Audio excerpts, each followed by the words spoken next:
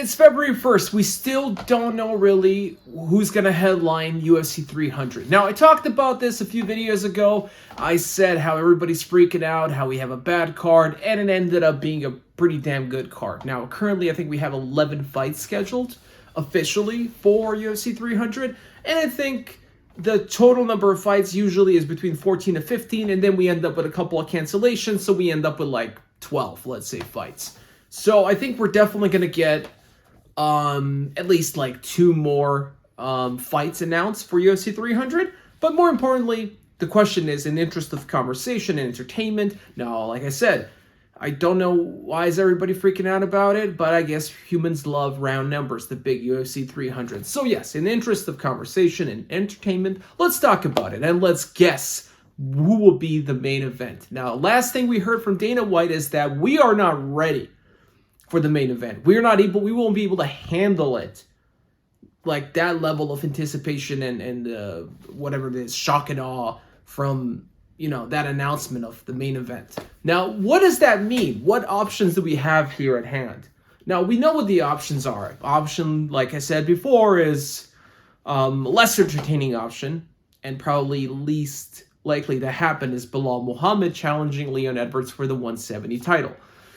I don't think that's going to be announced, but that's an option, right? They went pretty quiet recently, so I would say they have a fight scheduled, but definitely not 300. I'm thinking like 301, maybe a different card as well. Who knows? We'll see. It also depends on the geographical location, because I think 301, I read somewhere that it's going to be Rio de Janeiro, so that one really makes sense, but we'll talk about that more. Other options are, if Jamal Hill is ready, if he healed from his Achilles tear, he's going to be challenging Alex Pereira at the light heavyweight title. So at the 205. Now that's an option. And now, of course, we have the newly crowned champion from South Africa. I said the 4th African champion. One of my commentators said, why is he the 4th? He should be the first one. He's the only one living in Africa. Okay. Either way, it's Dricus du Plessis. So Dricus du Plessis, he could be facing Israel Adesanya. They have a grudge match. There's a backstory, and that would be great. Now, would that fit the narrative? Would that fit the category in which Dana White himself put this match as we wouldn't be able to handle it? I think we would be able to handle that because we're kind of expecting it, just like Jamal Hill versus Alex Pereira. So leads us to believe that those are all backup options, and I think the third option, backup option, is the Leon Edwards versus Belal Muhammad. Now, because he said that, it leaves me with some crazy ideas right here. And those main characters out of nowhere could be Nate Diaz. The return of Nate Diaz, right? As he retired from MMA, supposedly, and from the UFC. So Nate Diaz versus somebody else. That's already like enough, right? That's one huge name. Then, of course, everybody's talking about Conor McGregor. But what if Conor McGregor shows up and fights? Now, fill in the blank. Would it be the expected one, Michael Chandler? Now, that's not really that surprising because we know they're going to be fighting this year. We think it's International Fight Week in June. But, whoa, surprise, it could be 300, right? So I don't think that's that much of a surprise. And what are they fighting for? How are they going to headline over title fights, right? They're fighting in what, middleweight? There's no BMF on the line. There's nothing on the line. Now I heard some other rumors that they're going to create a whole new division and it's going to be a championship fight between those two for, like, let's say 165, which I don't think that's going to happen. I don't think it's something revolutionary right now. It's going to happen in the middle of the season, and especially for like UFC 300 out of nowhere. But hey, those rumors, maybe they have some backbone to it. So what do you guys think? I'm just speculating here. So I'm speculating names like, yes, Conor McGregor, the return of Conor McGregor, but surprise, let's say he's not fighting Michael Chandler. Let's say he's fighting Nate Diaz as a trilogy. Now, that's a fight that would not need anything for them to fight for, right? It's already good as it is, probably on its own. But usually, traditionally, UFC has a history of putting a reason for the guys to fight, on a main event, especially on a card like this.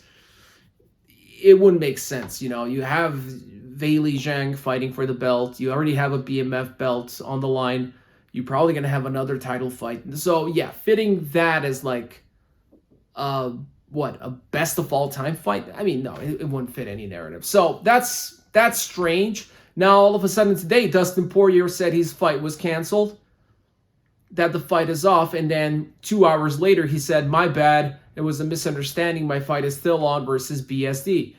So then a lot of people were like, hey, this is all done on purpose. Dustin is going to make a return on 300. But no, that's not the case. That was probably a different reason why he said it was canceled than, they signed the contract. So, yeah, let me know your guys' thoughts. What it will be. What will be that crazy that we couldn't handle it? What kind of fight, what kind of name would be that would completely surprise us?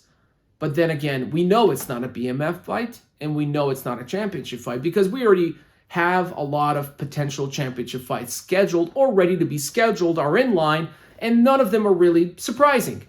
But you have a scenario, let's say, for example, I'm just throwing out ideas, I'm thinking out loud here. What if Jamal Hill is not ready? Now, we know Ankalaev is not a big draw. He's not entertaining. He wouldn't fit that bill as well, being a headlining, a main event, challenging Alex Pereira. Alex Pereira by himself definitely is.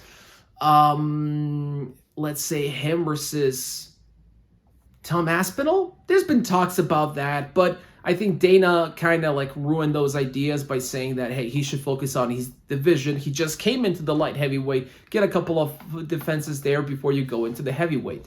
Because obviously Tom Aspinall is not going to make 205. So that's not a possibility. I don't think that's happening. But yeah, I think Nate Diaz has been awfully quiet. He hasn't been in the news. There might be some truth to there. Nate Diaz versus somebody. But who will it be? And don't forget, guys, we got Jorge Masvidal, who was a big superstar, who recently said he's unretired. Maybe there's some truth there. Who knows?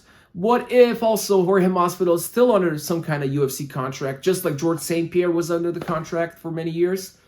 And maybe he still is. So in order for him to execute an exhibition match or a fight in a different not a division, but a different organization, he would need the approval of the UFC, or the UFC will have to co-partake in that event. Now, I saw that Dana White had a meeting with a bare knuckle guy. What if, now this is not related to UFC 300, but there's a possibility that we might see Mike Perry versus Jorge Masvidal, which would make perfect sense in bare knuckle fighting. So, that's why maybe Dana had a meeting with them, because Masvidal still has some kind of contract, some kind of obligation to the UFC. So they have to be correlated. Who knows? Just throwing out ideas. But let me know what your thoughts are. What will be the main fight? I love this conversation. That's entertaining to predict this huge, massive, big headlining event that will take place on UFC 300. And which fighter will it be? And for what reason? What will be on the line? Will it be a championship fight? Will we make a new championship fight for it? Or what's going on here? Let me know in the comments section, and don't forget to subscribe to Octacage MMA. I'll see you in the next one.